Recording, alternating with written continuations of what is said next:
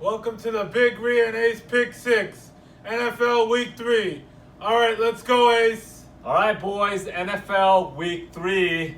This is a big week, guys. Do not get fooled from the first 2 weeks. There's a lot of pretenders out there and a lot of teams that just had bad schedules and things like that. So don't get fooled, guys. This is going to be a good week, a juicy weekend. Get those funds ready. Get those paychecks ready to go. It's going to be a good one.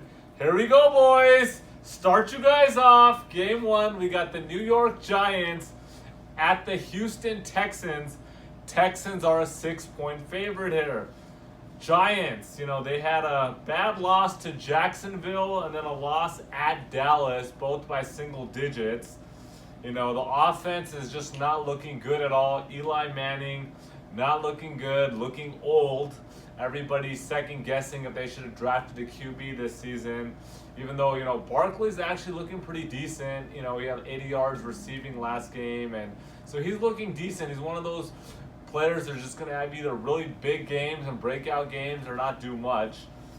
And then, Odell Beckham, after that big contract, he's been playing all right. But, they have to open up the offense. So there's going to be some changes here. I see big games from Odell and Saquon Barkley here. And then we got the Texans. The Texans are 0-2. Tough losses to Tennessee and, tough loss to New England. They were both in both of those games. Watson looked better last week. He's going to take some time to get back to form, obviously from the injury of last season. Lamar Miller is actually playing pretty well. No one expected that. And their defense is looking good. They have a really good run D. I expect Houston to win this game. I like Houston here, but I think, the Giants are going to keep it close. They can actually even win this game. Both teams are 0-2, so someone's going to get their first win. But I think Giants keep it interesting here, even though it's in Houston. I like the Giants. Take the Giants +6. Game 2, we got Oakland Raiders at the Miami Dolphins. Dolphins are a 3-point favorite here. Raiders 0-2, coming off, a bad loss to the Rams, 33-13. And then they lost, last week to Denver, 20-19.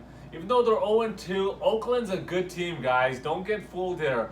Rams are probably one of the best teams in the league, and they were in that game the whole time. They actually had the lead at halftime, so don't get fooled. They were in that game, and then they completely blew the Denver game. They should have won that game.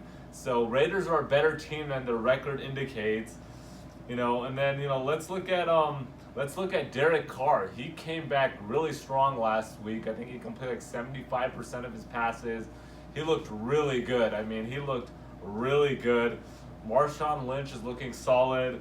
Their defense is going to step it up. It's getting a lot of slack, but their defense will step up, and who not better than, to step up against Miami and Tannehill. Then we got Miami, who's 2-0. 2-0, undefeated. Everyone thinks they're so good. They're at home. They had a win against Tennessee and the Jets. I wasn't impressed by their win against Tennessee. It was a really lucky win. Huge touchdowns in the fourth quarter. And the Jets are not a good team, even though they had that upset win against Detroit in Week 1. So I'm not impressed with Miami at all. They got no run game at all whatsoever. Home field advantage is not a home field advantage in Miami because no one comes to those damn games. I like Raiders to win this game here. They're definitely covering the +3, but I think they're going to win this game easily. This is my lock of the week, boys. Take Oakland Raiders +3. Game 3, we got the Chicago Bears at the Arizona Cardinals. The Bears are a 6-point favorite here. Bears 1-1, coming off a heartbreaking loss in the opening week to Green Bay Packers. Just blew that game completely. Then they came back with a 24-17 win against Seattle. So a solid win there. Obviously, the big trade for Khalil Mack is helping out. He's playing really well for that defense. Rookie Roquan Smith is looking good. So they got a solid defense there. I still don't trust quarterback Mitch Trubisky.